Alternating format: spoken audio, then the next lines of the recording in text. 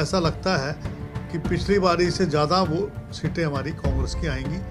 और जिस तरीके से भाजपा में भगदड़ मच रही है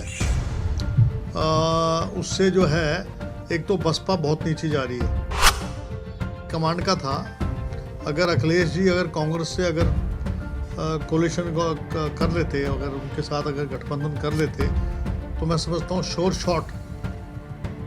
लेकिन अभी भी मुझे ऐसा लगता नहीं है कि सरकार वहाँ पर योगी जी का तो जाना तय है।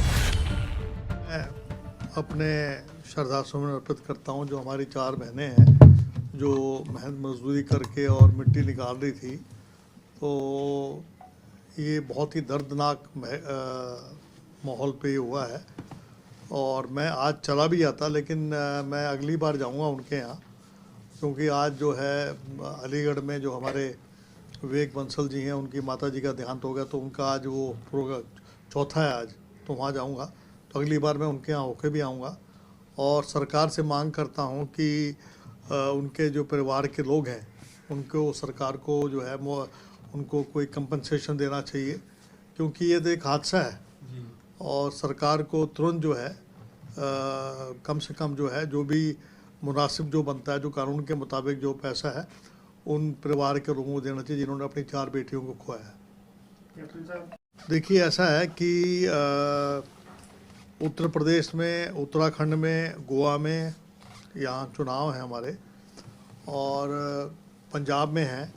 तो मुझे लगता है कि पंजाब में भी सरकार हमारी बनेगी, उत्तराखंड में भी हमारी सरकार बनेगी, गोवा में भी हम अच्छा कर रहे हैं, क्योंकि वहाँ अभी एक विधायक मंत्री जो है उनका छोड़ के और कांग्रेस उसने ज्वाइन की है। और शरद पवार से और उनसे भी बातचीत चल रही है कोalition की। और जहाँ तक यूपी का सवाल है, यूपी में हम लोग जो है हमारी वोट परसेंटेज वो बढ़ेगा और हम जो है बेहतर प्रदर्शन कर पाएंगे। जो पिछली बार था उससे ज़्यादा अच्छा प्रदर्शन हम कर पाएंगे। और मेरी ड्यूटी लगाई थी इन्होंने आजमगढ़, लेकिन मैंने उनको बोला कि, तो फिर उन्होंने कहा कि दीपेंद्र जी क्योंकि वहाँ पर इंचार्ज हैं, तो उन्होंने कहा कि मैं आपको जोन दूंगा। तो जब मुझे कोई जोन देंगे मैं वहाँ जाकर प्रचार भी करेंगे हम लोग। और मुझे ऐसा लगता है कि पिछली बारी से ज़्यादा वो सीटें हमारी कांग्रेस की आएंगी। और जिस तरीके से भाजपा में भगदड़ मच रही है उससे जो है, एक तो बसपा बहुत नीचे जा रही है।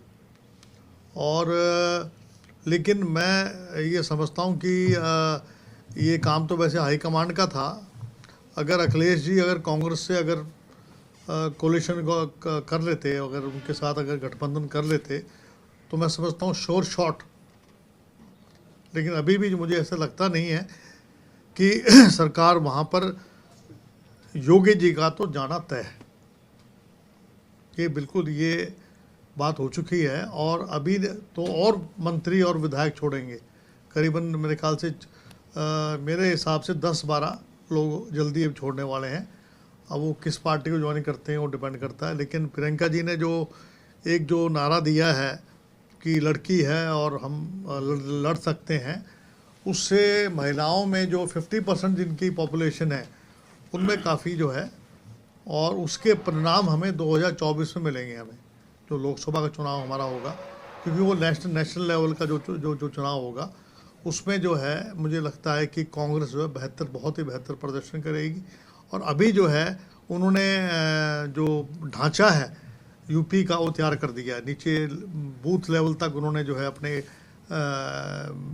जो है एजेंट्स वगैरह अपने मेंबर बनाए हैं, बहुत मेहनत कर रही हैं।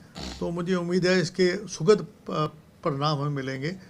जहाँ तक मेवात की बात है, एक तो यहाँ सेम की जो समस्या है, जहाँ ये आपका कोटला झील में जब बारिश नहीं होती है उसका पानी देते नहीं है। अब बारिश हो रही है तो उनके खेत भर गए हैं। और मेरी प्लानिंग भी ये है कि अगली बार एक किसी गांव में जहां पानी भर रहा है वहां पर मैं दौरा करूंगा। तो मेरी एक तो सरकार से मांग है कि जहां जहां पानी भरा है वहां पर जो है इनको सेम के कारण उनको मुआवजा सरकार को देना चाहिए, क्योंकि किसान बेचारा क्या करेगा अगर वो फसल उसकी ख़राब होगी, जो बीज उसने बोया था वो ख़राब हो गया है। और दूसरी मेरी ये बात है कि बिजली बहुत कम आ रही है। बिजली बहुत कम आ रही है और जिसकी वजह से किसानों को दिक्कत आ रही है। और तीसरी बात ये है कि स्कूलों में बस टीचर नहीं है, स्कूलों में टीचर नहीं है। और अभी मैं इनका कोई बयान पढ़ रहा था कि आपके विधायक मिले थे और ये भरोसा दिया है कि भाई हम जल्दी रिक्रूटमेंट करेंगे। कैसे करेंगे? जो भी भर्ती करते हैं उसमें घोटाला हो रहा है। आप देख रहे हैं कि पेपर लीक हो रहे हैं डेली और लाखों करोड़ों रुपए जो हैं इसमें नौकरियां बिक रही हैं भर्ती के नाम के ऊपर। महंगाई है, बेरोजगारी है। अभी यहाँ पर आप मुझे बता दीजिए कि पिछले अभी सरकार को 2.5 साल हो गए हैं केंद्र में और 2.25 साल हो गए हैं इनको। इन्होंने ना तो रेल की कोई मसौदा भी तैयार नहीं किया है। यानी राव इंद्रजीत सिंह जी जो है यहाँ पर 4 दफ़ा सांसद रहे हैं। देखो पिछली बार की बात और थी, इस बार जो है हमारे इलाके में भी बहुत रोष है, गुजरात अपने गुड़गांव में भी है। मुख्य मुद्दा क्या है? महंगाई। महंगाई की चोट इतनी ज़बरदस्त है। अब गैस का सिलेंडर है वो 920 रुपये है। आपकी दालें हैं, खाने की दाल है, डीजल पेट्रोल सब कुछ महंगा हो रहा है। तो मुझे लगता है कि अगली बार मुद्दा चाहिए कुछ भी कर लें, लोग समझ गए हैं मोदी जी का जो जिस प्रकार से इन्होंने पंजाब में ड्रामा किया, एक्सपोज हो गए। उसमें आप मुझे जब 1 किलोमीटर तक कोई आदमी प्रदर्शनकारी था ही नहीं तो जान को खतरा कहाँ था? चन्नी जी ने तो बल्कि उतर के गए हैं भीड़ में, उनके खिलाफ नारे लगाते, उनसे बात सुनी। मैं आपकी बात, प्रधानमंत्री जी उतर के अगर चले जाते, उनसे किसानों से मिल लेते कि भी मैं जल्दी आपकी बात सुन रहा हूँ, तो उनकी जान को खतरा क्या था?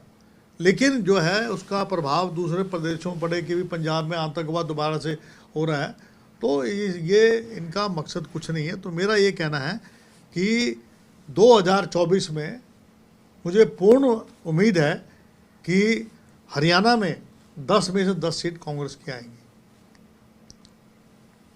ये सभी जो हमारे मेवात के हमारे जो कार्यकर्ता हैं, जो भाई हैं, मैं इस ओल्ड रेस्ट हाउस में हर बुधवार को आया करूँगा। 12 बजे यहाँ आऊँगा मैं और यहाँ पर जो है 1-1.5 घंटा उनकी बात सुन के और फिर हम किसी एक गांव में, जहाँ पर भी कोई गांव में कोई प्रोग्राम रखना चाहेगा तो वहाँ पर हम, चाहे आपका फिरोजपुर ज़िरका हो, चाहे नूह हो, चाहे आपका पुराना हो, हम प्रोग्राम रखेंगे और जाकर जनता के बीच में जो है हमारे कार्यक्रम रखेंगे, ताकि हमारे कार्यक्रम आप शुरू कर देंगे हम मेवात के, और उसको हम जोर शोर से अपना काम करेंगे। हमसे जुड़े रहने के लिए हमारे YouTube चैनल को सब्सक्राइब करें और नई वीडियो की नोटिफिकेशन के लिए बेल आइकॉन को दबाएं। अगर आप ये वीडियो Facebook पर देख रहे हैं तो लाइक जरूर करें और ज्यादा से ज्यादा शेयर करें। धन्यवाद।